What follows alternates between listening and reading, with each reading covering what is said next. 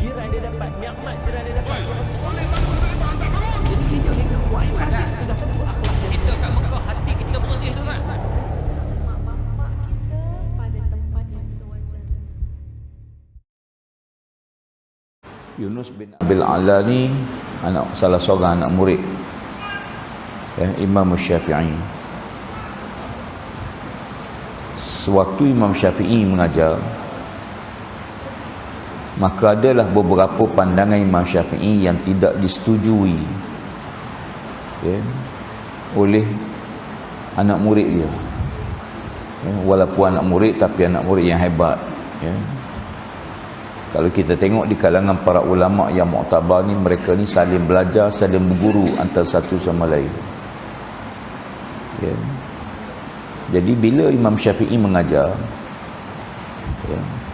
kadang-kadang pendapat-pendapat dia dalam masalah fiqh ini, dalam masalah furu', masalah cabang, berbeza pandangan dengan hatta dengan gurunya Imam Malik. Demikian juga dengan ulama-ulama yang lain, Abu Hanifah, imam-imam yang lain. Tak sama. Kenapa ulama-ulama ni tak sama? Tak sama pendapat dia.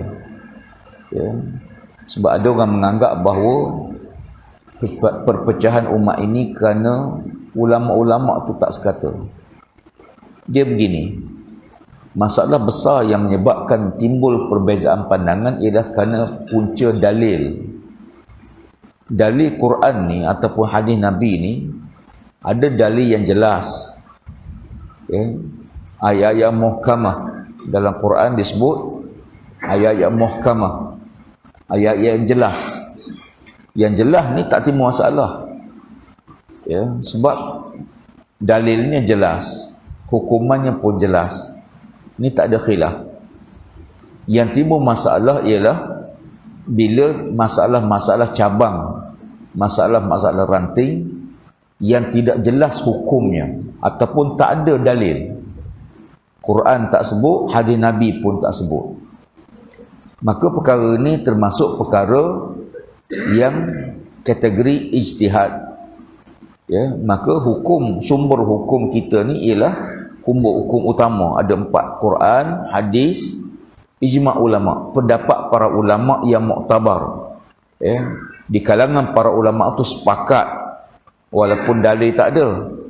Umpama mengharamkan arak, mengharamkan dadah.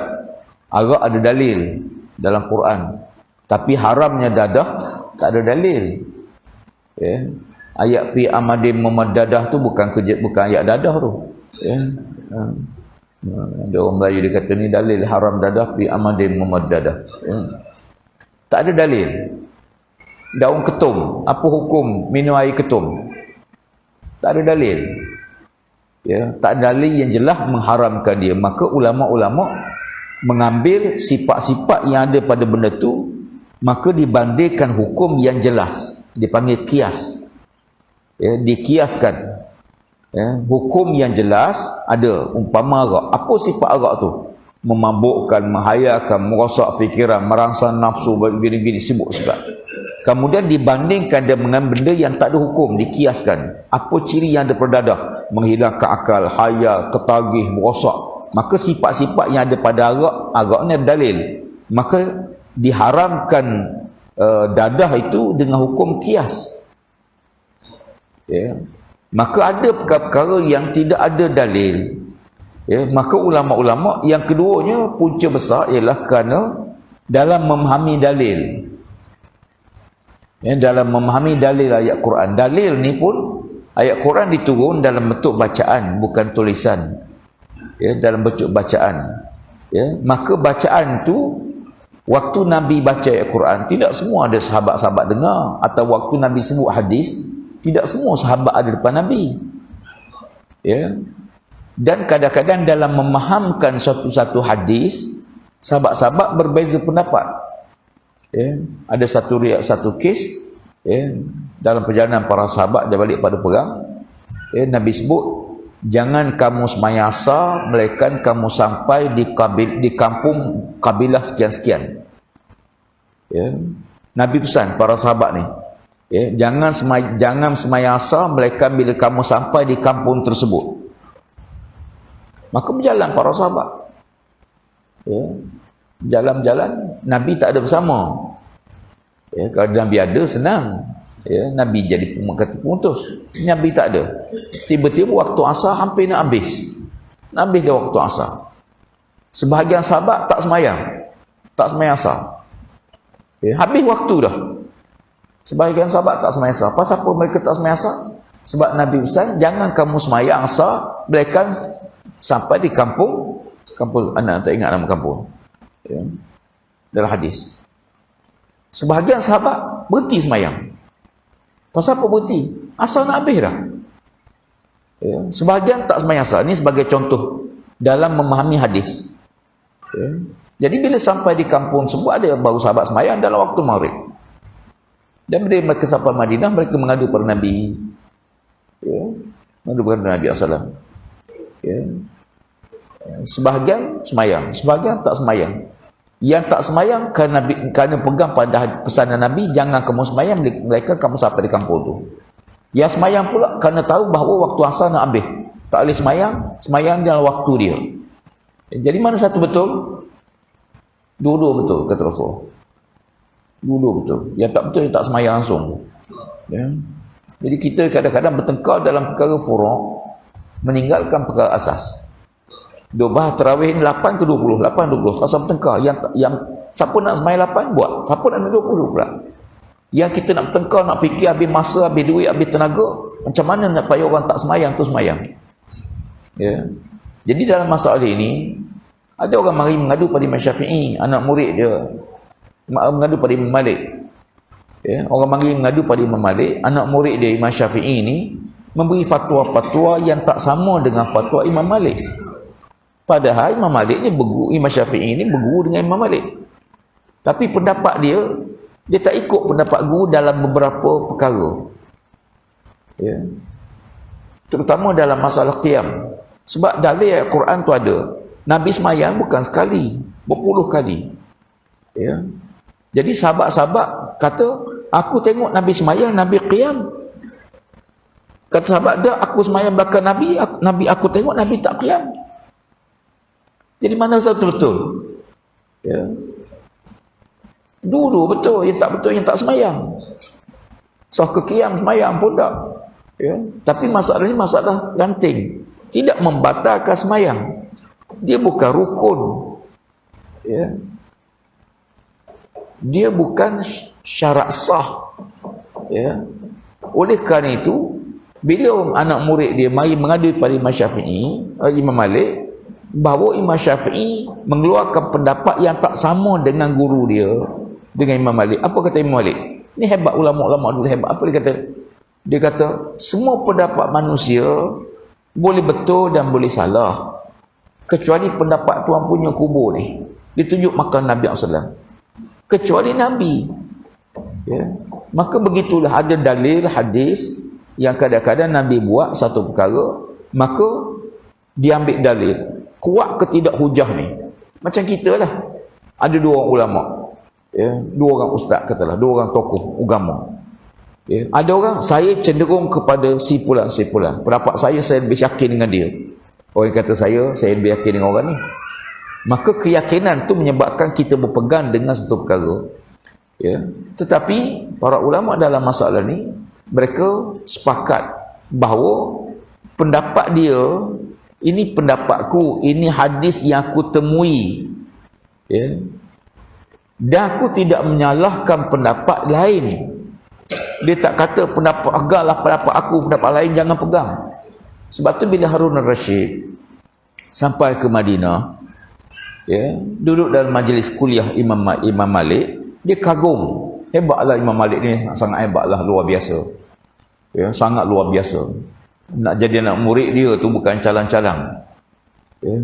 Bukan macam kita ni, nak jadi anak murid kita pergi belajar, duduk bawah dagu tu, kita belajar lah, belajar ikut dia.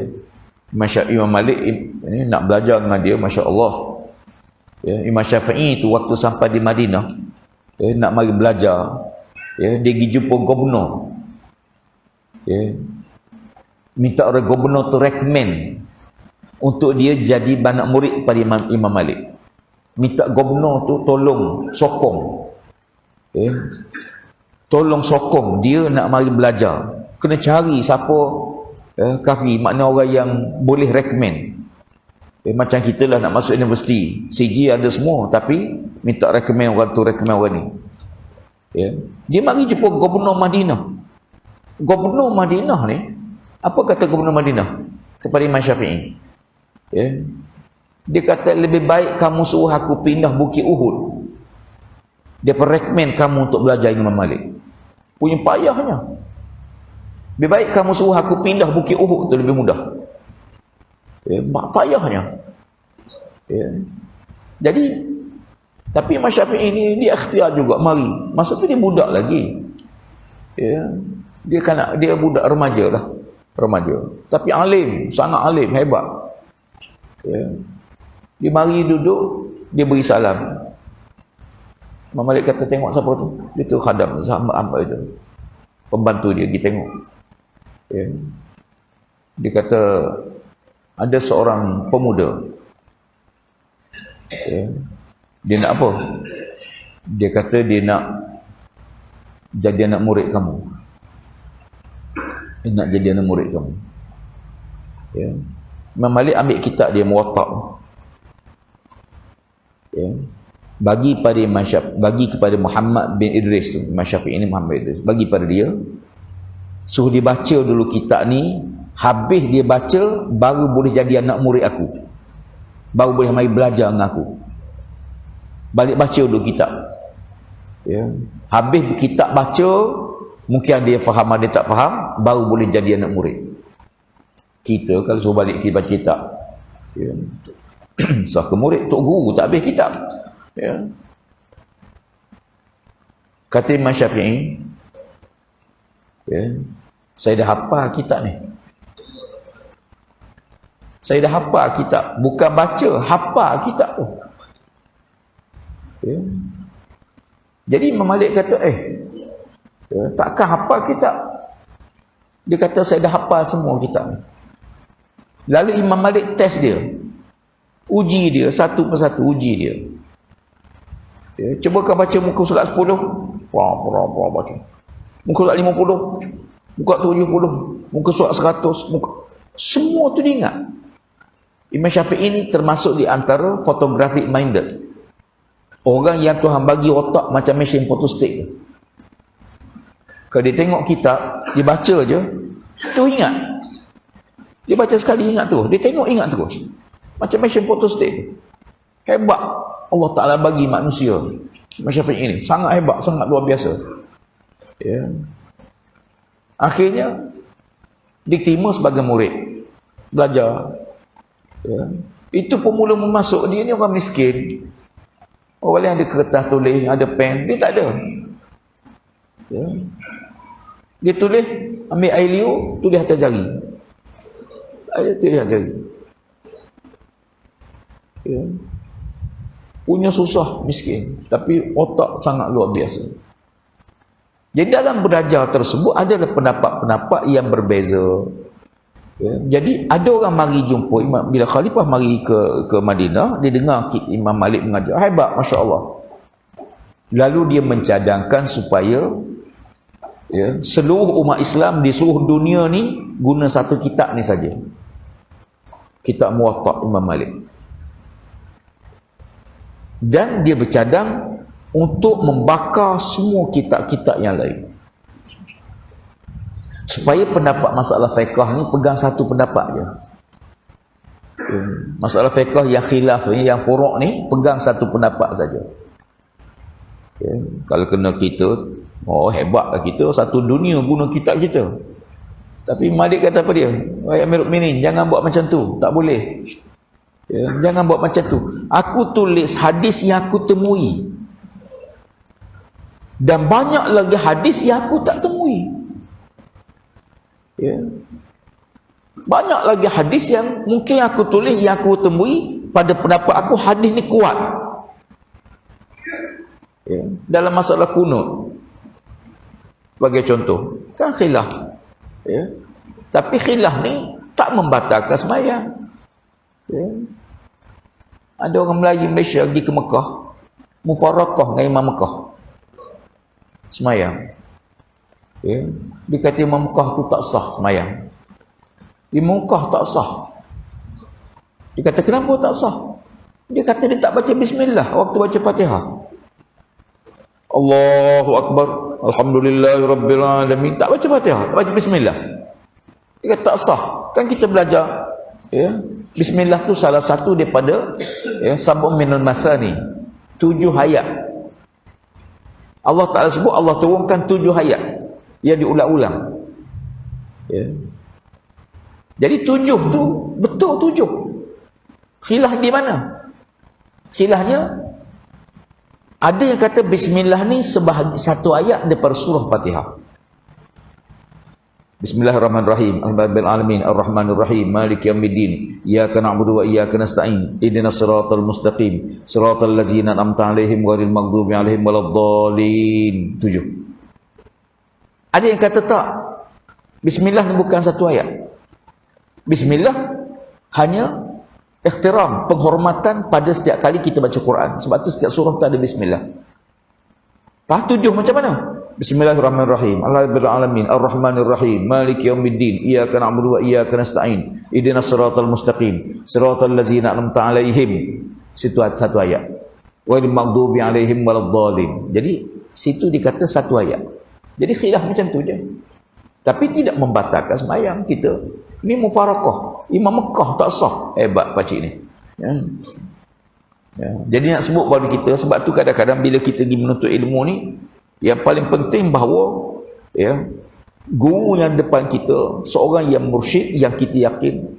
Jadi ada pun dalam masalah khilaf tak sah kita bala. Ya, ikhtilafu ummati ar-rahmah. Ya, Syekh Qardawi kata, ya, ni bukan hadis. Ya, ini bukan hadis. Ikhtilafu ummati ar-rahmah ni dia kata ni bukan hadis walaupun dia masyhur. Ya. Asas sandaran kata Syekh Qardawi kenapa dia bukan hadis? Kerana dia bercanggah dengan kaedah kalau beza pendapat rahmat bermakna bersatu pendapat tu jadi bala. Tak mungkin. Berbeza pendapat tu rahmat. Hadis ni, ya, ada yang kata ini bukan hadis. Saya lebih cenderung pada pandangan Qardawi mengatakan ini bukan hadis. Ya. Ya, la aslalah, tak tahu siapa yang mengungkapkan kalimah ni tapi dia masyhur. Macam orang kata macam hadis telah raja'na min jihadil asghar ila jihadil akbar wa huwa jihadun nafs. Ya. Kita bawa balik pada jihad yang kecil, bawa balik pada perang Badar masa tu. Ya. Ada yang kata Nabi sebut kita bawa balik daripada perang kecil kepada satu perang besar iaitu perang hawa nafsu. Maka ramai orang kata ni hadis Nabi. Ya. Sebenarnya kata-kata sahabat Ibrahim bin Ablah, seorang sahabat Nabi, dia yang sebut. Tapi orang ingatkan Rasulullah, maka dikatakan bahawa ni kata-kata hadis Nabi. Kita bawa balik pada jihad besar, jihad kecil. Perang tu jihad kecil, jihad lawan hawa nafsu jihad yang besar. Sebenarnya kata-kata bukan Nabi.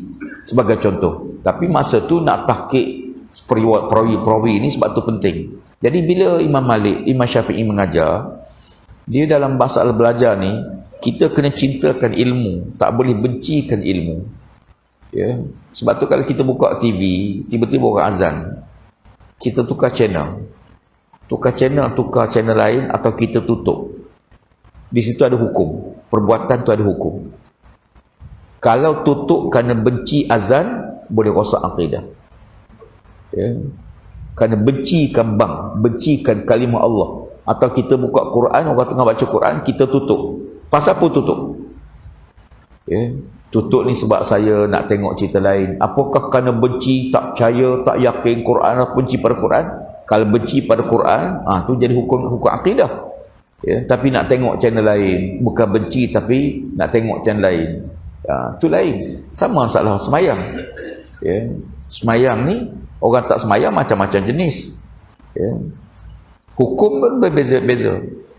Ada orang tak semayang kerana malas. Orang tak semayang kerana sibuk, tak dan. Ada orang semayang kerana tak semayang kerana sakit. Ada orang semayang kerana memang tak suka semayang, memang menganggap semayang tak wajib. Hukumnya berbeza-beza. Orang menganggap sembahyang tak wajib, batal Islam. Batal Islam. Berdasarkan hadis Nabi sallallahu alaihi wasallam, man taraka salata muta'ammidan faqad kafara jihara. Siapa-siapa tinggal sembahyang dengan sengaja, memang dia tinggal sengaja. Ya tak sengaja macam mana? Dia tertidur tu tak sengaja, atau dia hilang ingatan, ataupun dia terlupa. Tapi dia ingat, tapi dia tak sembahyang. Bila tak sembahyang tu hukum dia berbeza-beza. Jadi kalau orang tinggal sembahyang kerana hukumnya dia menganggap sembahyang tak wajib, batal akidah. Sebab jelas ayat Quran perintah, hadis Nabi perintah. Tapi kita tak sembahyang kerana malas, malas, sibuk, tak sembahyang, maka dia fasik. Dikategorikan sebagai orang fasik. Sebab tu kalau dia mati, disembahyangkan jenazah dia. Ini pada ahli sunnah wal jamaah, dapat kita menganggap bahawa pelaku dosa besar tidak terbatal akidah, dengan syarat dia tidak mengubah hukum. Tapi ada pandangan pelaku dosa besar terkeluar pada Islam, ada, sebab ada dalil hadis. Tapi dalam memahami hadis tu beza. Muta'ammidan, man taraka solata muta'ammidan, siapa tinggal sembahyang dengan sengaja tu macam-macam. Sengaja tinggal kerana tak menganggap wajib dan sebagainya. Sama juga bila Imam Syafi'i mengajar, maka macam kita lah, bila kita dengan ustaz tengah kuliah, ada orang bangun keluar. Orang bangun keluar ni macam-macam sebab. Sebab pertama mungkin dia ada kerja, nak balik cepat, anak nak sembahyang subuh, takut nanti kalau kita balik anak-anak tak sembahyang subuh, balik cepat nak kejut anak sembahyang, atau balik cepat nak pergi kerja. Tapi ada yang bangun kerana benci pada majlis ilmu, benci, tak suka ustaz yang mengajar. Ni dalam bab ilmu ni pantang besar. Jangan sekali-kali bangun pada majlis ilmu kerana tak puas hati, tak setuju dengan guru yang mengajar. Jadi Yunus bin Abil A'la ni, dia bangun daripada majlis Imam Syafi'i kerana tak setuju dengan pendapat Imam Syafi'i. Jadi hebat, kisah ni agak menarik. Jadi bila keluar pada majlis, Imam Syafi'i nampak anak murid ni, Yunus bangun keluar daripada majlis dia. Lalu pada malam tersebut Imam Syafi'i pergi ke rumah Yunus bin Abil A'la. Tok guru hebat Imam Syafi'i ni pergi ke rumah murid dia. Anak murid besar lah, bukan anak murid kecil ni. Anak murid alim-alim belaka. Tapi hebatnya Imam Syafi'i ni semua orang tahulah. Sangat luar biasa. Dia pergi rumah Yunus. Dia ketuk pintu, dia beri salam. Maka Yunus ni yang dengar, dia tanya, siapa di luar? Siapa tu? Dia kata, aku. Siapa? Tu dia bahas para ulama, perkataan saya ni dikenali ke tak dikenali. Tu banyak panjang lagi. Saya kenal ke tak kenal? Innani anallah, sesungguhnya aku ni Allah. Perkataan aku kenal ke tak kenal? Oh, ni perbahasan falsafah dalam masalah masa tu, Masya Allah. Sebenarnya perkataan saya, ada orang kata saya kenal. Saya, perkataan saya tu kenal tak? Sebenarnya perkataan saya tu, dia kata tak kenal. Orang dia kata kenal. Dia mari tengah malam, siapa tu? Saya. Kenal tak? Tak kenal. Rupanya perkataan saya tu tak dikenali. Mereka buka pintu baru kenal. Jadi saya saja tak kenal. Jadi siapa tu? Muhammad kata. Muhammad mana satu? Muhammad mana? Madinah ni banyak Muhammad. Yunus tanya, siapa Muhammad? Dia kata Muhammad bin Idris. Bila dengar Muhammad bin Idris, di Madinah masa tu tak ada orang nama Muhammad bin Idris, mereka Imam Syafi'i. Muhammad bin Idris, Masya Allah, takkan Imam Syafi'i mai rumah dia? Imam Syafi'i mai rumah ni macam agung mai rumah kita lah tuan-tuan. Hebat lagi lah. Dia pun terkejut, dia buka pintu. Ya. Bila dia buka pintu, maka Imam Syafi'i ni Masya Allah, bila anak murid dia, bila Yunus ni sahabat dia lah, sahabat tapi dengan murid dia buka pintu, lalu kata Imam Syafi'i, wahai Yunus, selama ini bertahun-tahun kita disatukan dalam ratusan masalah. Mana pendapat mereka ni sama. Pendapat Syafi'i dengan pendapat Yunus ni sama bersatu, bersependapat. Apakah kerana satu masalah saja lalu kita harus berpisah? Ya, kerana satu masalah saja. Apakah kita harus berpisah? Saya ni jawatan kuasa perunding baru ni pergi bincang. Presiden timbalan jumpa timbalan dengan presiden dua-dua parti untuk menyatukan ummah. Saya pergi bincang. Kita melihat umat ni perlu bersatu. Tapi dalam pertemuan tersebut, syarat yang diletakkan tu terlalu besar. Ya, kita nak pakat ni syarat tu biar syarat yang kita boleh buat, kawan kita boleh buat. Jangan kita letak syarat yang memang tak boleh buat. Ya, bila syarat tak boleh buat, ya, kita bukan tak nak terima syarat tu. Macam ya, bila Tun Mutahir pergi Pinang, Puteri Gunung Ledang, Puteri Gunung Ledang dia tak tolak, dia kata saya terima pinangan Tok Ahmad tu. Ya, cuma syaratnya pertama, ya, hantaran dia 7 dulang hati nyamuk, 7 tempayan air pinang, jambatan emas daripada Gunung Ledang ke Istana Melaka, jambatan emas. Yang keempat, segelas darah Tun Ahmad. Cerita ni hebat. Akhir buat balik beritahu Sultan Melaka, Puteri Gunung Ledang terima pinangan dengan syarat kena sediakan hantaran 7 dulang hati nyamuk, tuan-tuan. Kalau 7 dulang nyamuk tak kira lagi. Ni 7 dulang hati nyamuk. Ya. Tok Ahmad kata apa dia? Setuju. Boleh. 7 tempayan air pinang. Okey. Boleh cari.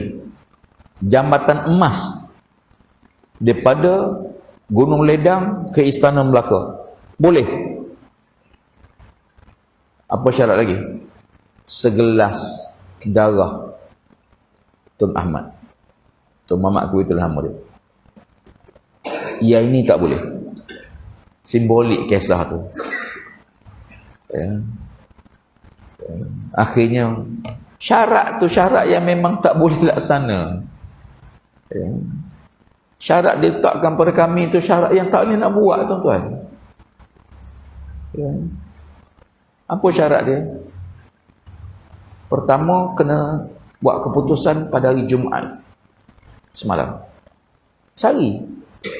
Jumpa Khamis, Rabu. Khamis, Jumaat, 2 hari. 2 hari. Kena declare istihar. Kena keluar istihar.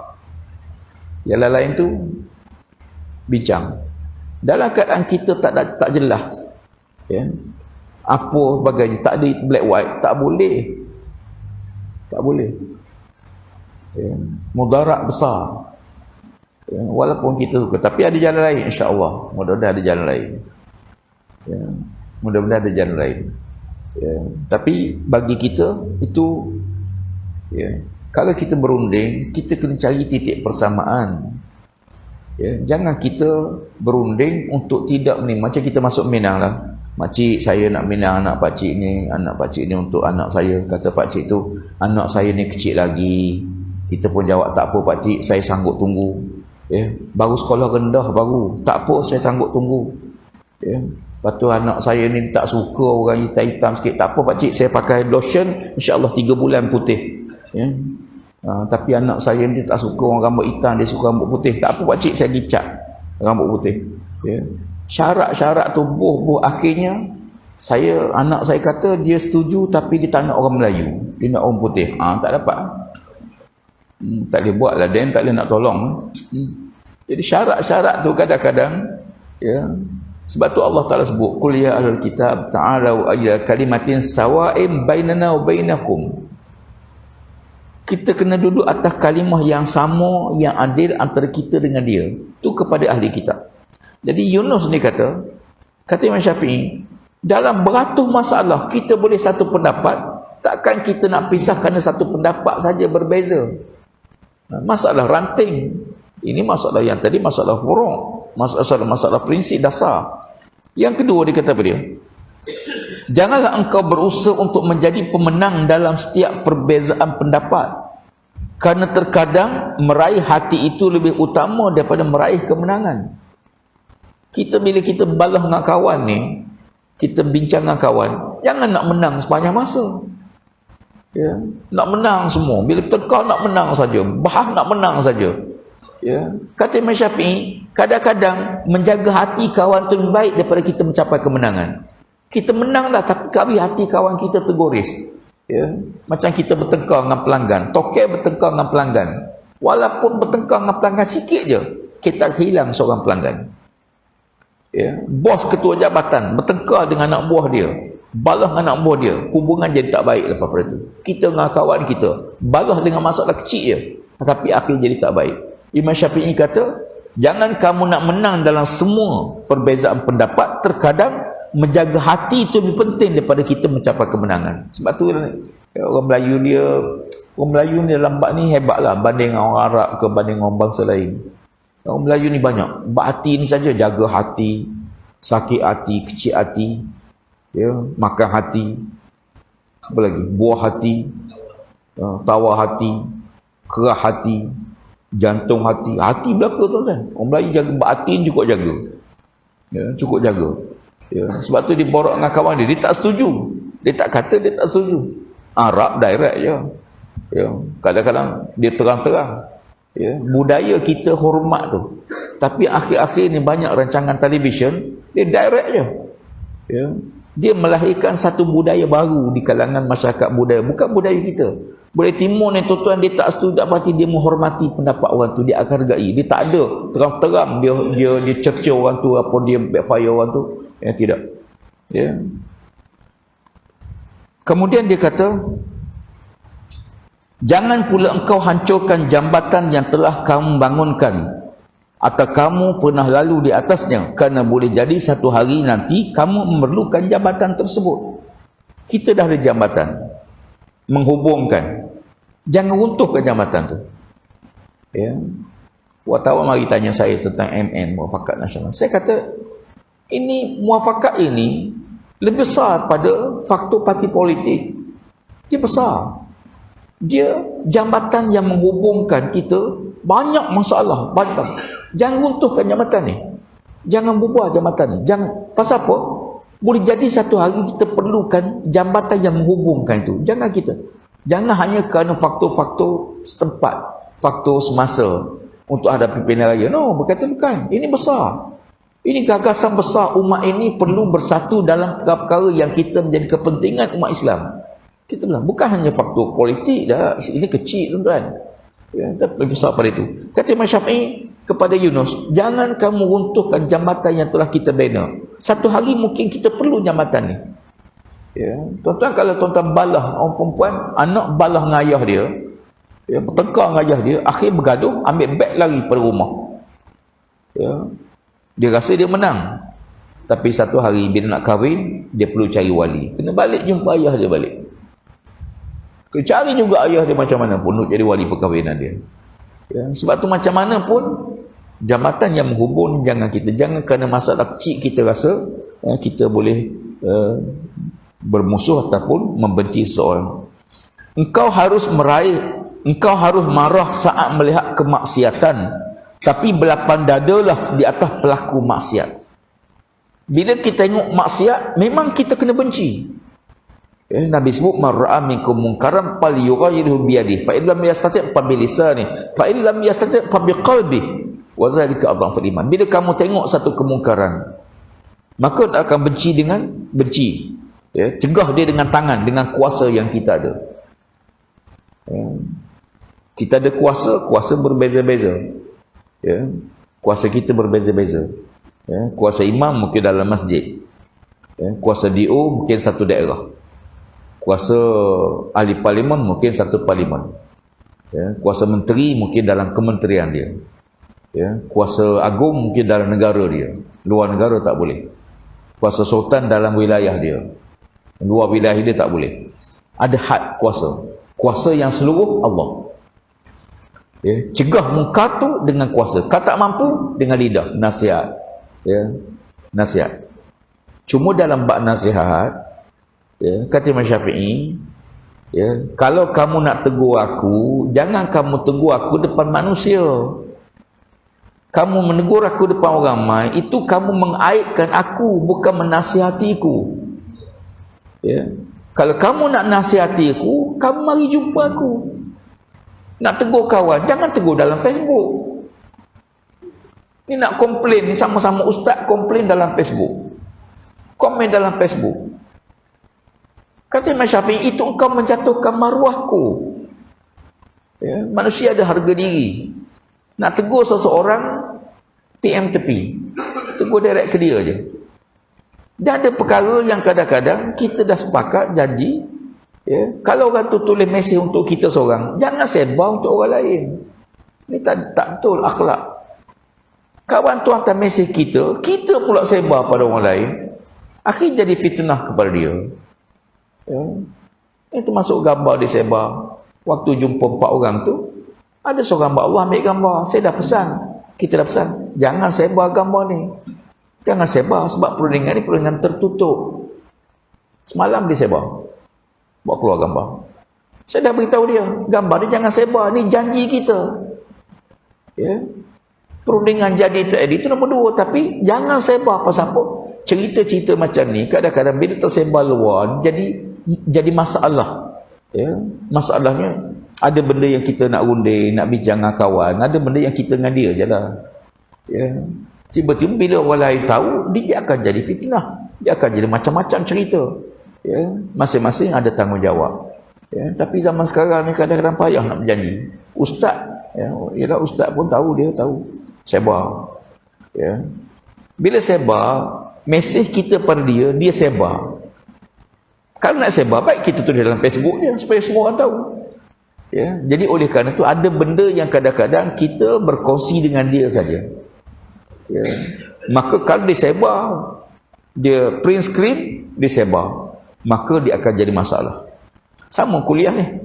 Kuliah ni kalau ambil potong sikit je, tempat yang tak kena lah, yang tak betul, akan mengundang masalah. Sebab tu kadang kuliah sejam, ambil 5 minit keluar, jadi fitnah, akan jadi masalah. Umpama saya kata, tuan-tuan, dalam Islam ni kita boleh makan babi, sekiranya darurat, nak mati, tak ada makan lain, jaga anak babi seekor je. Kejap tengok nampak babi, kejap tengok nampak kambing, kejap tengok nampak kancil, dah lapar sangat, boleh tak makan? Boleh sekadar mana mengelak kematian. Tiba-tiba diambil, ustaz tuan kata boleh makan babi, sudah.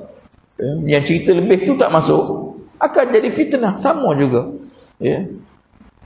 Tetapi kamu lapang dada terhadap pelaku maksiat. Pelaku ni mungkin berubah, tuan-tuan. Dulu memang dia buat maksiat, kaki maksiat, tapi pelaku maksiat boleh berubah. Ramai tokoh-tokoh dalam sejarah Islam dulu, Masya Allah, teruk. Sayyidina Umar Al-Khattab, siapa tak kenal Umar Al-Khattab zaman jahiliah? Siapa sangka akan jadi khalifah Allah bila wafat kebui sebelah Nabi SAW.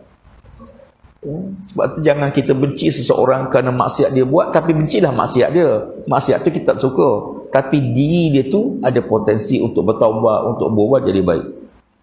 Tugas kita dalam hidup ini ialah menghilangkan penyakit, bukan membunuh orang yang sakit. Tugas kita merawat penyakit dia tu, bukan nak bunuh pesakit. Dulu waktu tahun berapa dulu, berlaku penyakit kuku dan mulut di Kelantan, di Gua Musang. Ada seorang hamba Allah, ya, orang panggil Wali Hasan, nama dia Hasan apa. Ya, dia marah betul bila pihak kementerian pada masa itu mengarahkan lembu-lembu yang kena penyakit kuku mulut ditembak untuk menghalang supaya jangan berjangkit ke lembu lain. Maka banyak lembu-lembu tu ditangkap tembak, marah betul dia. Dia naik khutbah. Wali Hasan ni pernah berlawan tanding lawan Tengku Razali Hamzah masa tu. Dia ni orang kampung je, tapi banyak karamah. Dia kata, tuan-tuan, kita hantar anak-anak kita belajar luar negara, beratus ribu kita belanja untuk dia belajar balik, supaya dia balik beritahu macam mana nak rawat penyakit. Kalau nak balik nak beritahu bunuh lembu-lembu sakit, aku pun boleh beritahu, tak payah mengaji, kata dia. Masa tu dia marah tu, ya. Orang kampung masa tu bila lembu penyakit kuku mulut ni senang je, tangkap cicak, ya, renjih air garam, buh dalam kertas, beri makan, sembuhlah dia, ya. Cicak je, ya. Jadi banyaklah, jangan kamu benci pesaka, dan apabila orang datang minta maaf padamu, maka maafkanlah. Apabila ada orang bertimpa sedih, maka dengarkanlah keluh kesahnya. Apabila datang padamu orang melukan sesuatu, maka penuhilah keperluan orang tersebut. Ya, ni di antara beberapa nasihat. Apabila datang seorang yang menasihatimu, maka berterima kasihlah atas nasihat yang disampaikan kepadamu. Ya, itu di antara nasihat-nasihat Imam Syafi'i kepada muridnya Yunus bin Abil Ala. Wallahu a'lam, dia kata, ya, tak apalah, ya. Imam Syafi'i ni walaupun dia guru hebat, ulama yang hebat, ya, tapi dalam bab menjaga silaturahim, menjaga ukhuwah, dia sanggup pergi rumah, ya, murid dia, ya, kawan dia ni, dan menegur dengan nasihat yang kemudiannya menjadi nasihat kepada seluruh, ya, umat Islam. Kita ambil pagi ni bahawa kita boleh berbeza pandangan, tapi jangan kerana beza pendapat yang masalah furuk akhirnya melemahkan kita. Kita boleh balas dalam ke dasar, ya, masalah furuk ni kita kena lapang dada. Ya, dengarlah pendapat orang lain walaupun kita tak suka dengan pendapat dia. Kerana bila kita benci pada pendapat orang lain, maka orang tu akan benci pada pandangan kita. Ya, kita hanya akan dapat apa yang kita bagi. Kalau kita nak orang hormat pada kita, kita kena hormat pada orang. Kalau kita nak orang muliakan kita, kita kena muliakan orang. Kalau kita nak orang doa kepada kita, kita kena doakan orang lain. Ya, ada dua perkara yang tuan-tuan perlu buat. Yang pertama, mendoakan sahabat di belakang dia tanpa pengetahuan dia. Ya, doa sahabat tanpa pengetahuan dia. Ya, terlalu kadang tengok kedai, ada satu kedai maju, sebelah tu kedai tu kosong, tak ada orang. Doa, kita kenal pun, ya Allah, majulah perniagaannya, ya Allah, ya, murahkan rezeki dia. Kita doa, dia pun tak tahu kita doa ke dia. Ya, kadang-kadang kita lalu bawa kereta, tengok ada makcik duk tunggu jual nasi lemak, tak ada orang mari beli pun. Ya, kadang-kadang kita pun tak sempat nak beli. Kadang-kadang, ya, doa ke dia, ya Allah, majulah perniagaannya, bantulah dia, Allah. Ya, kita tak kenal apa dia. Mendoa seseorang tanpa pengetahuannya tidak pernah ditolak oleh Allah Ta'ala. Ya, yang kedua, sentiasa kita, ya, mengharapkan kebaikan, ya, dan mensyukuri kebaikan sahabat kita. Dengar dia naik pangkat, Alhamdulillah, syukur. Ya, ni kadang-kadang satu pejabat dengar kawan naik pangkat, tak ada sebab naik pangkat, malah pada aku naik pangkat, aku sepatutnya naik pangkat. Ya. Saya ingat waktu saya di Perak dulu, ada orang jiran dia berlawan dulu, Masya Allah. Kawan tu tukar cat rumah, dia pun tukar cat rumah. Kawan tu beli pasu lawa, dia beli pasu lawa. Kawan ni beli peti sejuk, dia beli peti sejuk. Last kali kawan tu kahwin seorang lagi, pening dia, tak boleh kahwin seorang lagi. Wallahualam, mudah-mudahan ada kebaikan bersama. Sikit perkara ni patut Fadil Ustaz bagi ni, insya-Allah. Ya, jangan lupa lagi, insya-Allah. Auzubillahi minasyaitanir rajim. Rabbil alamin, wassalatu wassalamu ala asyrafil anbiya'i wa ala alihi washabbihi ajma'in. Allahumma zidna wa la tanqusna wa akrimna wa la tuhinna warḍana warḍa'na ya arhamar rahimin. Rabbana tabayyana wa baina qawmina bil haqq wa anta khairul fatihin. Wa sallallahu ala sayyidina Muhammad wa ala alihi washabbihi ajma'in. Alhamdulillah. Qabbalallah.